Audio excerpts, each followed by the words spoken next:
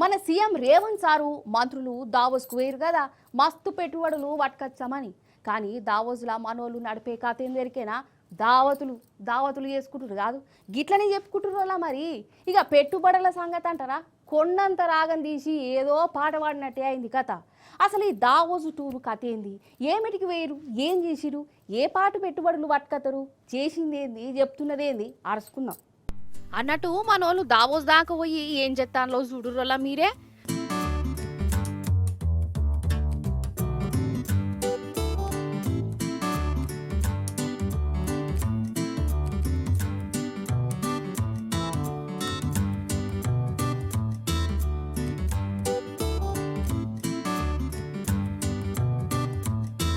చంద్రాల్ సార్తోని మాట ముచ్చట్లు, సీఎం రమేష్ తోని మీటింగులు, స్మగ్లింగ్లు, భూ కబ్జాలు కేసులున్న పొంగులేటి కొడుకుతోని చాయిదవాదాలు, పండ్ల పని, సినిమా యాక్టర్ చిరంజీవితోని కూడా ఫోటోలు. ఇదన్నట్టు మన సర్కారులు దావోస్ టూర్ కథ.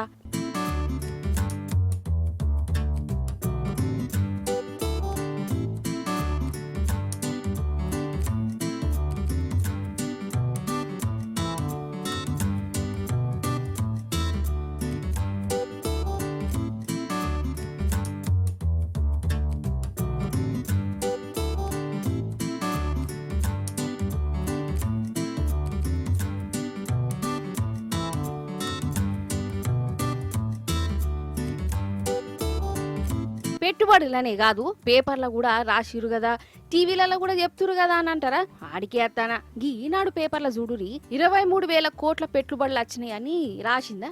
చంద్రాల్ సార్కు ఇష్టమైన పత్రికలా. ఇక రేవంత్ సార్కు ఇష్టమైన పత్రిక ఆంధ్రజ్యోతినేమో 2 లక్షల కోట్లు పెట్టుబడులని రాతలు వచ్చినాయి. మరి రెండిట్లా ఏది కరెక్టు? ఏది కూడా కరెక్ట్ గానే కాదు. వాళ్ళు చెప్పుడు వీళ్ళు రాసుడు, జనాల చెవుల పూలు పెట్టుడు, ఇదే నడిచిందని చెప్తురు దావోస్ ముచ్చట్లు ఎరికైనోళ్ళు. రేవంత్ సార్ ముఖ్యమంత్రి అయినాక ముచ్చటగా 3వ సారి దావోస్కు పోయిండోళ్ళ. మరి ఇదివరకు పోయి పట్టుకొచ్చింది ఏంది?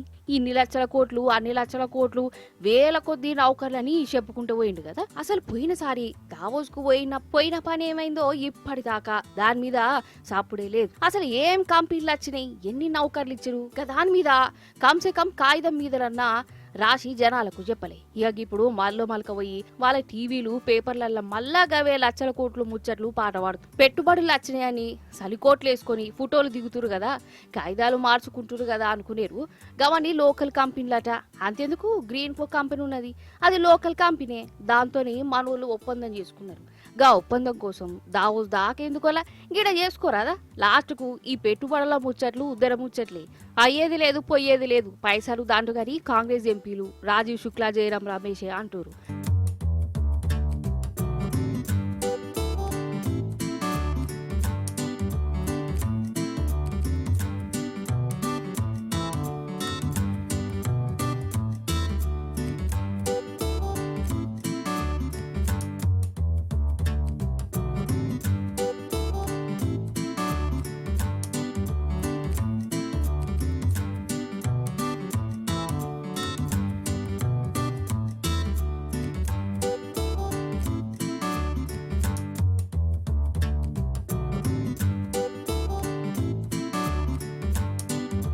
అన్నట్టు దావోస్ల గ్రీన్ కో కంపెనీతోని తెలంగాణ మంత్రులు మీటింగ్ పెట్టిరు. ఈ మీటింగ్ లా పొంగులేటి శ్రీనివాసరెడ్డి కొడుకు హర్షారెడ్డి కూడా ఉన్నాడు. ఆయనకేం పని అసలు? ఆయన మీద కబ్జాలు, స్మగ్లింగ్ల కేసులునే ఉండే. అంటే ఆడికి పోయి దందాల ముచ్చట్లు మాట్లాడుకుంటురా ఎట్లా? ఇక చంద్రాల్ సారు జాన్ జిగ్రీ, సీఎం రమేష్ సార్తోని వీళ్ళకేం పనుల దావోస్ రాస్తారు. అసలు ఒక కంపెనీతోని మన సర్కారు తరపున మీటింగు నడుస్తున్నప్పుడు ఆడ వేరే పార్టీ లీడర్లు ఎందుకుండాలి? వేరే రాష్ట్రం సర్కారోళ్ళు ఏమిటికంటారు? అసలు దావోస్లో నడిచేది పెట్టుబడుల మీద ఒప్పందాలా లేకుంటే రాజకీయం ఒప్పందాలా? గిట్లనే కొడుతాంది చాలా మందికి. ఇక ఫార్ములా ఈ కేసులా అవినీతి అయిందని స్కామ్ గీమ్ అనుకుంటా విచారణలు చేస్తున్న రేవంత్ సర్కారు ఇదే కేసులో ఉన్న గ్రీన్ కుక్ కంపెనీలతోని ఎందుకు భుజాలు కప్పుకొని తిరుగుతున్నారు కావచ్చు. అంటే కేటీఆర్ సార్ మీద ఇంకేదన్నా కుట్రేషన్ ఎత్తాన్లా? మొత్తానికి దావోస్ దాకా పోయి ఆఖరికత్తే లోకల్ కంపెనీలతోటి ఒప్పందాలు మాట ముచ్చట్లు తప్ప ఆడ మన సీఎం సారు మంత్రులు చేసింది ఏం లేదని అంటారు. దావోస్ టూర్ ఇంకా ఓడవకముందే ఈ డ్రామా అంతా తుస్సైపోయిందని చెప్పుకుంటురు.